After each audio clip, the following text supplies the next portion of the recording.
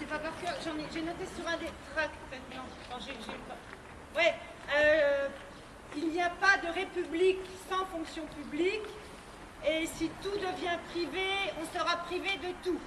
Ça c'est belle celle-là. Ouais, ben on se rejoint. Ouais.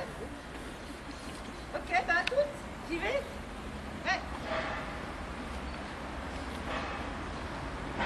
Monsieur, bonjour. Oui, bonjour. Je peux vous donner un tract de la CGT? Ah oui, les syndicats, ouais, je connais, oui. Ah ouais, vous êtes syndiqué? Ah non, non, non. Mais mon ex-belle-sœur, elle était à la CFDT. Ah ouais. C'est pourquoi? C'est pour la sauvegarde de la fonction publique et des services publics. Ah ben, je vais vous dire, hein. Ah ben, le service public, Ouais. il faudrait le supprimer. Parce qu'il n'y a rien qui marche avec le service public.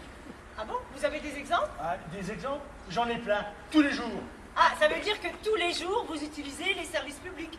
Bah oui, évidemment, il manquerait plus que ça. Avec ce que ça nous coûte, autant en profiter, hein. C'est nous qui les payons quand même, hein. Ah ben, tiens, regardez. Fonction publique hospitalière. Ouais, ouais, Ben, parlons-en, Ouais. tiens. L'hôpital. Regardez, moi, la semaine dernière, je me suis cogné sur la main avec un marteau. Ben, j'étais en train de démonter une grande armoire pour la mettre aux encombrants. Donc, je frappe comme un sourd, j'essaie de la démonter. Ouais, ok, d'accord. Ouais, et alors? Bon, enfin, toujours est-il que je me suis cogné. Je me suis retrouvé aux urgences. Ah ouais? Ah ben, les urgences, parlons-en. Hein. Des heures, j'ai entendu. Des heures. Et mieux que ça, hein. Il y avait des gens qui passaient avant moi. Parce que, soi-disant, c'était plus urgent que moi. Ah, c'est normal. Mais attendez, les files d'attente, c'est pas comme à la boulangerie. Il y a des plus urgents, ils passent devant, ça c'est normal. Hein, Ah ouais, pas- d'accord, ok, quand même. Mais moi, j'avais un mal de chien. Hein. Et pas seulement ça. Ma voisine, Ouais. ah ben, elle s'est retrouvée aux urgences. Elle a attendu toute une nuit sur un brancard. Soi-disant parce qu'il n'y avait plus de chambre. Mais vous trouvez ça normal? C'est pas un scandale, ça? Si, On est d'accord? on est d'accord. Bon. Fonction publique d'État. Ouais, oui, oui. Fonction publique d'État. Ouais. L'école. Moi, j'ai un gamin. Hein. Il est en 3e au collège. Ah ben, ça fait 2 mois qu'il a plus de espagnol. Tout ça pourquoi? Parce qu'on n'arrive pas à le remplacer, hein, le prof. C'est pas normal quand même, ça. Hein. Ben, j'aurais mieux fait de l'inscrire dans le privé, tiens. Bah, pourquoi vous l'avez pas inscrit dans le privé? Parce que j'ai pas les moyens. Ah, Je me suis renseigné, ben, je ne vais pas payer, ça me coûte trop cher. ouais, donc du coup, heureusement qu'il y a l'école publique pour tout le monde. Ouais, Hein? mais Voilà. En attendant, les écoles sont toutes en train de fermer. Hein. Dans les campagnes, ils sont en train de toutes les fermer, les écoles. Moi, dans mon village natal, ah ben, ils ont fermé l'école. Bon, moi, je m'en fous, mon gamin, il est grand. Donc, ça va, mais quand même, c'est pas un scandale, ça. Mais si, Bon, on est d'accord? On est d'accord. On est d'accord. Ah ouais. Ah, autre exemple, la préfecture. Ouais. Maintenant, pour remplir la carte grise, ah ben, il faut remplir en ligne. En ligne, d'accord? Et Ouais. si on n'a pas Internet, comment on fait? Ah ben, ouais. Ouais, on doit tout faire soi-même maintenant. Ouais. Et non seulement, et les petits vieux, comment ils font les petits vieux? Ben, expliquez-moi. Hein? Ouais. Non mais franchement, et là il n'y a plus de réseau. C'est pas un scandale, ça? Mais si, c'est un scandale. Bon, on est d'accord? On est d'accord. Fonction publique territoriale. Ouais, eh ben- Ah bon, les gars de la DDE, là. Non, c'est plus la DDE, c'est la DIR. La Direction Interdépartementale des Routes. Ah bon? C'est fini la DDE. Ouais, ben La enfin, DIR. toujours est-il, c'est un beau bordel, hein. Les mecs sur leur machine, là, ils n'arrivent pas à déneiger en temps et en heure. Et moi qui les utilise tout le temps pour aller au boulot, ah ben, je suis tout le temps en retard et je perds un temps fou. Hein. Mais qu'est-ce qu'ils foutent, ces mecs-là? Ah, ils vont au café ou quoi? Non mais franchement, non mais c'est... Et puis en plus, les routes, elles sont dans un état déplorable. Nos gamins, mais ils sont obligés de partir à l'école, dans les bus de ramassage scolaire, tout ça, dans des routes avec un état déplorable. C'est pas un scandale, ça? Mais si, c'est un scandale, Bon, on est d'accord? Oui, on est d'accord. Eh ben alors, Ben alors, sur les constats que vous faites, on est d'accord, ok, ça c'est sûr. Mais vous dites qu'il faut supprimer le service public. Nous, on dit qu'il faut le maintenir, il faut le restaurer et il faut le développer. Alors, vous voyez, on n'est pas vraiment d'accord. Quand vous citez l'hôpital, vous dites l'hôpital, on attend dans le couloir, il n'y a plus assez de lits. Et effectivement, il n'y a plus assez de lits. Pourquoi? Parce qu'on a de moins en moins de moyens humains et de moyens matériels. Et dans tous les exemples que vous donnez, c'est exactement la même chose. L'État, ça fait des années qu'il rabote, qu'il sabote le service public. Et qu'est-ce qu'ils font les usagers comme vous là? Ils s'en prennent aux agents. C'est comme la caissière qui est dans son supermarché, là, comme une andouille, avec une file de 10 tickets, de 10 gugus avec leur chariot. Les gens, qu'est-ce qu'ils font? Ils attendent. Ils râlent après qui? Après la caissière. C'est normal qu'elle se Mais non, parce que la caissière, elle est comme nous, elle est comme nous. Elle subit la dégradation de ses conditions de travail, comme les fonctionnaires. Vous croyez que ça leur fait plaisir d'accueillir les gens dans le couloir?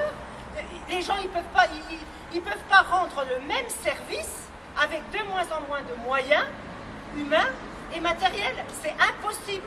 Il vous l'explique là. Il vous explique ça là. Il y a tout un chapitre. Les fonctionnaires, on n'a qu'à les remplacer et on mettra des gens qui travaillent dans le privé et ce sera beaucoup mieux. Mais pas du tout. Si vous enlevez, je vous donne un exemple. Vous enlevez, je vous donne des chiffres, vous enlevez 50 000 emplois dans le service public, vous en créez 5 000 dans le privé. Tout ce que vous allez créer, vous l'explique, ça c'est du chômage. Regardez les autoroutes. Bon, les autoroutes, c'était... alors on a construit les autoroutes avec nos impôts, entre parenthèses. Hein, ouais, bah oui. Et là, on nous a dit, oh, vous verrez un jour, ça va être gratuit, les autoroutes.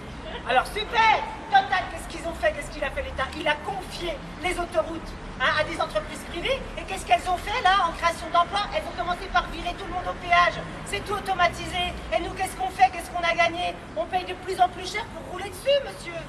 Hein? Le privé, lisez le tract, c'est marqué, ne peut pas faire un travail de service public. Pourquoi? Car son but n'est pas de rendre service au public, mais de faire du bénéfice. Il faut redonner les moyens au service public. Mais écoutez, il n'y a plus de sous. Mais et vous savez pourquoi il n'y a plus de sous? Parce qu'on donne tout aux cassos. Cassos? Mais c'est quoi alors? C'est quoi cassos? Allez-y, expliquez. Les cassos, c'est les pauvres qui touchent le RSA sans rien foutre. Tandis que nous, on est en train de travailler comme des fous. Ah, ok. Et alors attendez, parce que moi aussi je peux vous le faire. Et c'est quoi un riche, hein, qui gagne des milliers, voire des millions, hein, pas un RSA, des milliers, voire des millions à rien foutre, pendant que nous on vote, c'est quoi? C'est un actionnaire. Ah voilà, hein, vous voyez, vous en prenez encore au plus petit. Voilà, à ceux qui n'ont rien, ben, c'est encore de leur faute. Il n'y a pas que les actionnaires, hein. Il y en a d'autres qui sont des privilégiés. Ah bon? Les cheminots. Hein? C'est pas les privilégiés, les cheminots, là. Hein? C'est pas des planqués, parce que les histoires de machines à vapeur et tout ça, ben c'est terminé. Ouais. Ah, comme si ils remplissaient encore la prime charbon et tout ça, non mais franchement. Maintenant ils appuient sur un bouton et ça avance tout seul. Et ils arrivent encore à être en retard, les trains. C'est pas un scandale ça, franchement. Et c'est pas les privilégiés, en attendant, c'est nous qui les payons, les privilégiés cheminots. Bon, écoutez, ça tombe bien parce que regardez, la CGT en a fait un tract spécial cheminot, vous voyez? Tenez, Non. Alors, dites donc, je peux pas vous laisser dire que les cheminots, c'est un gugus qui appuie sur un bouton pour aller tout droit. Vous savez, il vous explique là. La SNCF, vous savez combien il y a de métiers? 150 métiers, ok? 150. Alors, je ne vous les fais pas tous, mais il nous en cite quelques-uns. Il y a des conducteurs, ok? Des contrôleurs, ok? Les agents chargés de la maintenance des voies, des trains, vendeurs au guichet, accueil, agents chargés d'établir les horaires, aiguilleurs, bureaux d'études, agents administratifs, cheminots de la sûreté ferroviaire, etc., etc. Vous ne pouvez pas dire n'importe quoi sur la SNCF, parce que c'est une histoire aussi. C'est une histoire. Écoutez ça, la SNCF, c'est un patrimoine de la nation. Fondé le 1er janvier 1938, après la faillite des compagnies privées. Ah ouais, la SNCF est un outil de développement du pays. Elle a accompagné la reconstruction de l'après-guerre. Elle a aussi permis, ils le mettent, l'électrification du territoire dans les années 50, vous saviez? Ah ben non. Et le développement de la grande vitesse, bon TGV dans les années 80, vous saviez ça? Oui. C'est un fleuron national qui doit être préservé et développé. Et la dette? Hein? La dette? Mais la dette, elle n'a rien à voir avec le statut des cheminots. Elle n'a rien à voir. Il vous l'explique aussi. Vous voyez, vous dites des contre-vérités. De 2007 à 2017, la SNCF, elle a supprimé 25 000 emplois de cheminots. En 10 ans.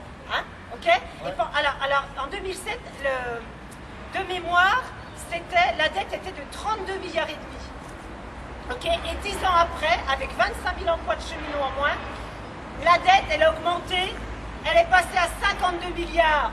Alors, hein, c'est pas le statut des cheminots. Il vous l'explique là. C'est l'éclatement de la SNCF qui nourrit la dette et qui profite aux banques. C'est écrit noir sur blanc. depuis la réforme du ferroviaire, la SNCF n'est plus une entreprise publique unique. Est-ce que vous saviez ça? C'est devenu un groupe public ferroviaire, le GPF, composé de 3 entreprises, SNCF Mobilité, SNCF Réseau et SNCF qui chapeaute le tout. Vous me suivez là? Bon, ce ne sont pas les cheminots qui coûtent cher. Ils vous expliquent, c'est le désengagement de l'État. Je vous fais le... Il faut une petite explication là, regardez.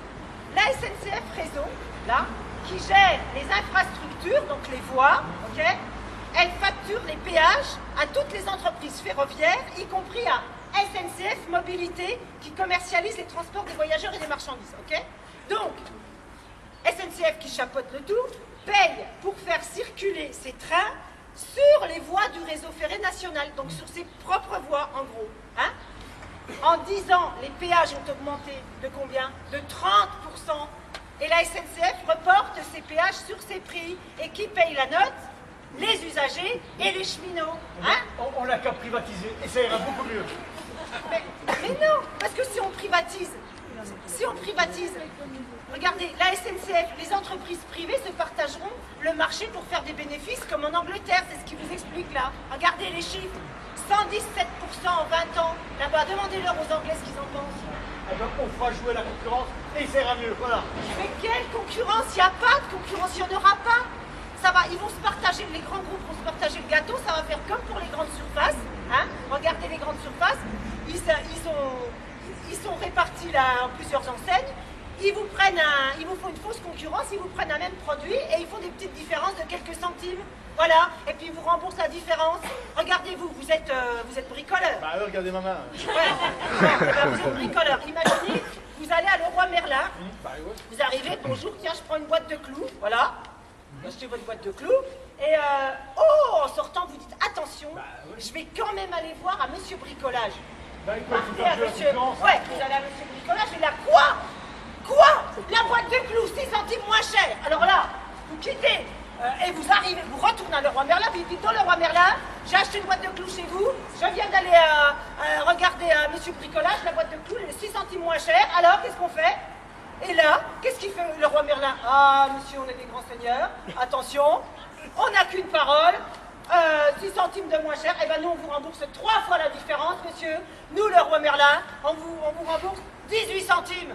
Et là, waouh, il rembourse 18 centimes. Et là, vous êtes content, vous avez perdu votre matinée à faire vos allers-retours, hein, sans compter l'essence, et vous avez gagné 18 centimes. La voilà, votre concurrence. Mais ils disent pas à la télé. Regardez quoi TF1 et PFM, bien sûr. Ouais, comme tout le monde. Ouais, schéma pour ouais, moi. eh ben, c'est bien ça le problème. Parce que vous croyez qu'elle appartient à qui, la télé? Hein? Les médias, il y a longtemps qu'ils sont plus indépendants. Ils sont plus indépendants. Regardez. Mais bon, les médias, ils servent la soupe. Ils servent la soupe au gouvernement qui et à la botte des patrons des plus riches. Et qu'est-ce qu'ils passent leur temps à vous triner là dans les médias? Ils vous expliquent que le service public coûte cher, que les travailleurs coûtent cher. Hein, le coût du travail, c'est un machin qui a fleuri, on ne sait pas comment ça. Hein? Excusez-nous de travailler, on coûte de l'argent. Que les chômeurs, ils coûtent cher. Que les malades, les vieux, ils coûtent cher. Voilà. Et puis ça marche. Hein? Et en plus, comme si ça se... Alors qu'est-ce qu'ils vous disent? Ils vous disent qu'il faut faire des économies. Oh là là, alors on fait des économies. C'est comme ça qu'on a des dégradations pareilles dans ce qu'on disait au début. Hein? Et puis, mais elles vont où les économies? Est-ce qu'elles vont où? Eh bien, elles remontent au capital, vous voyez? C'est la pyramide inversée, c'est pas on verse et puis ça coule jusqu'en bas. C'est on pompe en bas et on remonte en haut. Voilà, hein? Et puis ça suffit pas encore. C'est-à-dire qu'en plus, on crée des divisions au sein de la population. On crée des divisions, on vous explique que le petit, là, il a quand même un petit privilège que c'est pas normal. Et puis celui-là aussi. Et pendant ce temps-là, les mecs, ils rigolent. Mais c'est expliqué, là. Ils vous expliquent. On vous fait avaler n'importe quoi et ça marche. Le service public, ce n'est pas le gouvernement, ce n'est pas l'État, c'est nous. C'est notre bien commun, notre richesse qui doit profiter à chaque citoyen, chaque usager. Mais monsieur, il faut se poser les bonnes questions. Comment investir de la richesse qui profite à tout le monde? Comment redistribuer les richesses? La fonction publique est garante de l'intérêt général au service de la cohésion sociale. La fonction publique, c'est le patrimoine de chacun, y compris des plus démunis. Ils vous mettent tout là. On n'est pas des consommateurs, on est des êtres humains. Bon, écoutez, là, de toute façon, faut que j'y aille. Merci, hein. Au revoir. Excusez-moi. Je peux avoir votre tract sur les cheminots, s'il vous plaît? Ben, tu me dis, c'est pas... Merci.